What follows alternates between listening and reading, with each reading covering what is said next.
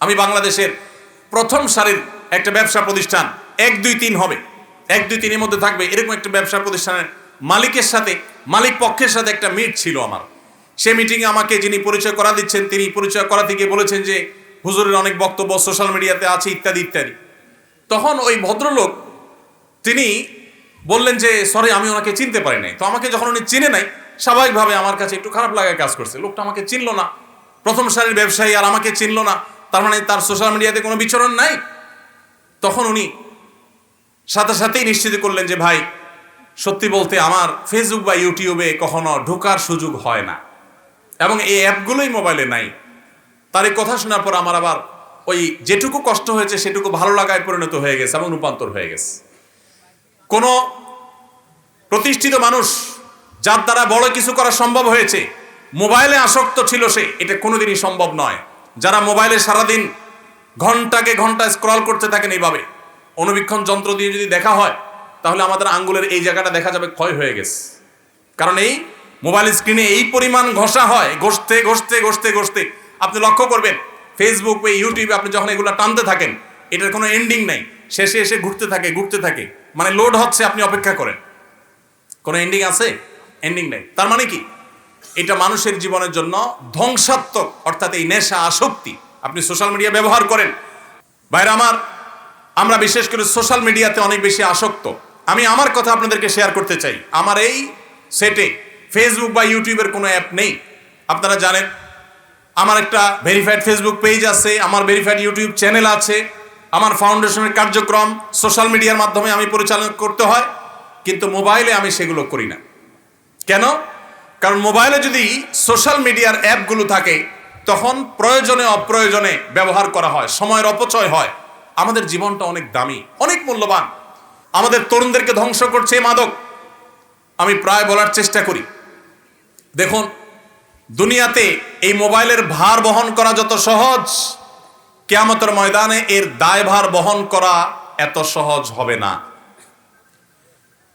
এই মোবাইল থেকে আপনি যত অপকর্ম করতে পারেন, আজকের পৃথিবীতে অন্য কোনো ডিভাইস থেকে এত বেশি অপকর্ম করা সম্ভব নয়। মোবাইল যদি কারোর নিয়ন্ত্রণহীন ব্যবহার করেন, কারোর যদি মোবাইল ব্যবহারে ন্যূনতম মাত্রা জ্ঞান না থাকে, মনে রাখবেন এর দ্বারা জীবনে কোনো কিছুই সম্ভব নয়। এই যৌবন বয়সে আমাদের সমাজকে, আমাদের পরিবারকে, বিশ্ব মানবতাকে, মুসলিম জাতিকে অনেক কিছু দেওয়ার সুযোগ আছে, কিন্তু এই মোবাইল ফোনের আসক্তি আমার সব কিছুকে ধ্বংস করে দিচ্ছে। অতএব এটাকে নিয়ন্ত্রণ করার চেষ্টা করতে হবে। মনে রাখবেন মোবাইল ফোনে আসক্ত কোনো মানুষ দ্বারা জীবনে বড় কোনো কাজ করা সম্ভব নয়। মোবাইলকে আপনি ব্যবহার করেন, মোবাইল যদি আপনাকে ব্যবহার করে তাহলে আপনার ধ্বংস নিশ্চিত। অতএব কোনোভাবেই আপনি মোবাইলের আসক্তি থেকে বের হতে না পারলে আপনার জীবনে ভালো কিছু করা সম্ভব হবে না। সবাই মোবাইলের আসক্তি থেকে বের হয়ে আসবো তো ইনশাআল্লাহ। এই জন্য প্রথমত যারা ছাত্র মানুষ তারা সাধারণত বাটন ফোন খুব বেশি দরকার হলে ব্যবহার করবেন, স্মার্টফোনে যাবেন না। আমি করার চেষ্টা করি। আমার 17 বছরের ছেলে আলহামদুলিল্লাহ এসএসসি পরীক্ষা দিয়েছে, হাফেজ হয়েছে, মাদ্রাসা পড়ছে। আমার এই ছেলে, তার কোনো ফোন নাই, কোচিংয়ে যায়, পড়তে যায়, তার কোনো ফোনের প্রয়োজন হয় না। অতি সম্প্রতি একটা বাটন ফোন তাকে দেওয়া হয়েছে সীমিত সময়ের জন্য, এবং এটাতে সে হ্যাপি। এমন না যে তার মনে কষ্ট আছে, সে নিজেই চায় না তার কোনো ফোন থাকুক, কারণ এই ফোন আমাদের সোনালী জীবনকে ধ্বংস করে দিবে। ভাইরা, আমাদের এই শক্ত সিদ্ধান্ত গ্রহণ করতে হবে, বাটন ফোনে চলে আসতে হবে। আপনি যদি 6 মাস বাটন ফোনে চলে আসতে পারেন, দেখবেন ওই আসক্তি থেকে বাঁচা আপনার জন্য সহজ হয়েছে। এবং যদি সম্ভব হয় আপনি মোবাইলটা হয় বিক্রি করে ফেলেন, না হয় জমা দেন। কিছুদিনের জন্য কষ্ট হবে, এরপর দেখবেন আপনি অত্যন্ত সুন্দর একটা জীবন যাপন করছেন। সবাই চেষ্টা করতে পারি তো ইনশাআল্লাহ। আল্লাহ তাআলা আমাদেরকে মোবাইলের মাদকতা থেকে বেঁচে থাকার তৌফিক দান করুন, সোশ্যাল মিডিয়ার মাদকতা থেকে বেঁচে থাকার তৌফিক দান করুন। ভাইরা আমার, তৃতীয় মাদকতা হলো আমাদের যৌবনের যে উচ্ছলতা। এই উচ্ছলতার ফলে অনেকে আমরা মেয়েদের প্রতি আসক্ত হয়ে তাদের সাথে অবৈধ সম্পর্কে লিপ্ত হয়ে যাই।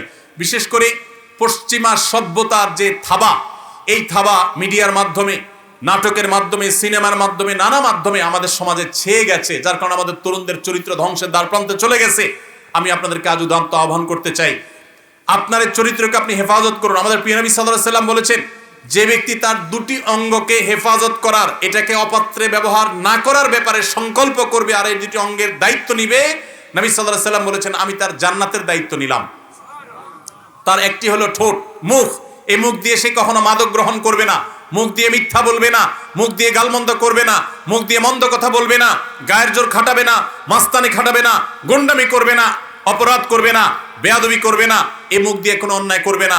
এবং সে তার লজ্জাস্থানকে যদি কন্ট্রোল করতে পারে, তার ইজ্জতকে, সম্ভ্রমকে যদি সে নিয়ন্ত্রণ করতে পারে, বৈধ বিবাহের আগ পর্যন্ত সে হারাম কোন রিলেশন, অবৈধ প্রেম, অবৈধ ভালোবাসার পথে যদি সে না পা বাড়ায়, এই ব্যক্তিকে নবী করিম সাল্লাল্লাহু আলাইহি সাল্লাম জান্নাতের গ্যারান্টি নেওয়ার কথা বলেছেন। অতএব এই মাদকতা থেকেও আমাদেরকে মুক্ত হতে হবে। এটি ছাড়া আমরা কখনো আদর্শ মুসলমান হতে পারবো না। আল্লাহ তাআলা আমাদের সবাইকে সব ধরনের মাদকতা থেকে, সব ধরনের ভয়াবহ থাবা থেকে, সব ধরনের এডিকশন থেকে, সব ধরনের আসক্তি থেকে আমাদের যুব সমাজকে বেঁচে থাকার তৌফিক দান করুন। আমরা সবাই মাদক থেকে দূরে থাকার চেষ্টা করবো তো ইনশাআল্লাহ।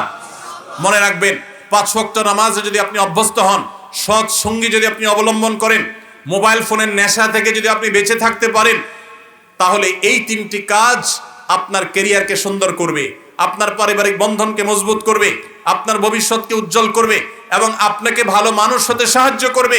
আপনি আদর্শ যুবক হতে পারবেন, আপনি সফল মানুষ হতে পারবেন। মনে রাখবেন, আমার ডানে বামে যারা বসে আছেন তারা অনেকেই আপন আপন জায়গায় তাদের ক্যারিয়ারে তারা সফল মানুষ। আপনি লক্ষ্য করে দেখবেন, তাদের সাথে কথা বলে দেখেন, ছাত্র জীবনে তারা কেউ, তখন তো স্মার্টফোন আবিষ্কার হয়নি বা স্মার্টফোনের ব্যবহার ছিল না সেভাবে, তারা কেউ কিন্তু এ জাতীয় কোনো বিষয়ে আসক্ত ছিলেন না। ছাত্র জীবনে যারা এই সমস্ত বিষয়ে, আমি যে কয়েকটা মাদকের কথা বললাম, এই সমস্ত মাদকতায় যারা আসক্ত থাকেন, এদের দ্বারা জীবনে কোনো কিছুই করা সম্ভব হয় না। তাদের দুনিয়া ধ্বংস, আখিরাতও ধ্বংস। একটা সময় আফসোস করে তখন আর ব্যাক করার, পেছনে আসার কোনো সুযোগ থাকে না। আপনি যত সফল মানুষ দেখবেন, তারা পড়াশোনা করেছেন ছাত্র জীবনে মনোযোগ দিয়ে, সামাজিক কাজ করেছেন। আপনারা যুবক, এটি একটা যুব কল্যাণ সংঘ, রেজাকপুর মানব কল্যাণ যুব সংঘ। আপনাদেরকে আমি বলতে চাই, মানুষের কল্যাণে কাজ করেন। আপনারা দেখেন, আজকে আমাদের আসুন্নাহ ফাউন্ডেশন থেকে আমরা কোটি কোটি টাকা চ্যারিটি করছি সারা দেশে, সারা দেশের প্রান্তে প্রান্তরে। আপনারা অনেকে হয়তো জানেন না, আমি ছাত্র জীবন থেকে, আমি খুব ছোট থাকতে আমি মানব সমাজমূলক নানামুখী কাজ করার চেষ্টা করতাম। আমি মাত্র পড়াশোনা শেষ করেছি এবং একটা মসজিদের দায়িত্ব নিয়েছি মিরপুরে। তখন বাগেরহাটে সিডর হয়েছে। সিডরের আঘাতে লন্ডভন্ড হয়ে গেছে বাগেরহাট, খুলনার ওই অঞ্চলটা। এক ট্রাক কাপড় চোপড়, পুরাতন কাপড় চোপড় ঢাকার মিরপুর এলাকার মানুষের ঘরে ঘরে গিয়ে তাদের কাছ থেকে কালেকশন করে 1,16,000 টাকা একটা বান্ডেল নিয়ে মসজিদ কমিটির দায়িত্বশীলদেরকে সাথে নিয়ে আমি সশরীরে সিডর এলাকায় গিয়েছি। সেখানে একাধিক মসজিদ নির্মাণ করেছি ভিন্ন উদ্যোগে। আর এই টাকাগুলো আমরা এবং এই কাপড় চোপড়গুলো সেখানে বিতরণ করেছি, খাদ্য বিতরণ করার চেষ্টা করেছি।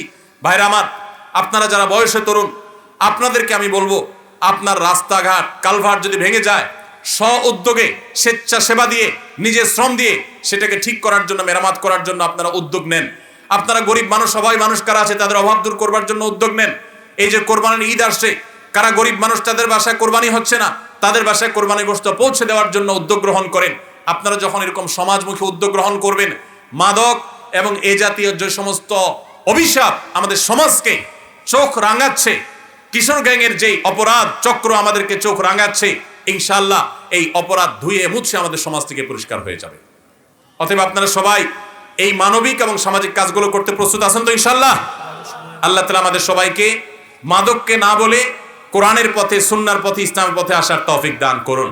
5 ওয়াক্ত নামাজ সবাই জামাতের সাথে পড়বেন তো ইনশাআল্লাহ? সকল প্রকার খারাপ বন্ধু আজকেই আপনার লিস্ট থেকে ডিলিট করে দিবেন, ঠিক আছে তো ইনশাআল্লাহ? এবং তাতে যত কষ্ট হয় হোক, এক সময় দেখবেন আপনি এটার জন্য অনেক বেশি আনন্দিত হবেন। আল্লাহ তাআলা আমাদের সবাইকে আমলের তৌফিক দান করুন। আমি অত্যন্ত আনন্দিত আজকের এই ব্যতিক্রমী প্রোগ্রামে এখানে অংশগ্রহণ করতে পেরে। বিশেষ করে জনাব অ্যাডভোকেট সাহেব, তিনি বারবার যোগাযোগ করেছেন, তার তরফ থেকে বারবার যোগাযোগ হয়েছে, এবং অত্র এলাকার মান্যগণ্য ব্যক্তিবর্গ যারা আছেন, সফল ব্যক্তিত্ব যারা আছেন, আমি সবার কাছে কৃতজ্ঞ আমাকে এরকম একটা প্রোগ্রামে উপস্থিত হওয়ার সুযোগ করে দেওয়ার জন্য। মাগরিবের পর ইনশাআল্লাহ আমরা পুরস্কার বিতরণীতে যাব। আল্লাহ তাআলা আমাদের সবাইকে যে সমস্ত কথা শুনলাম আমল করার তৌফিক দান করুন।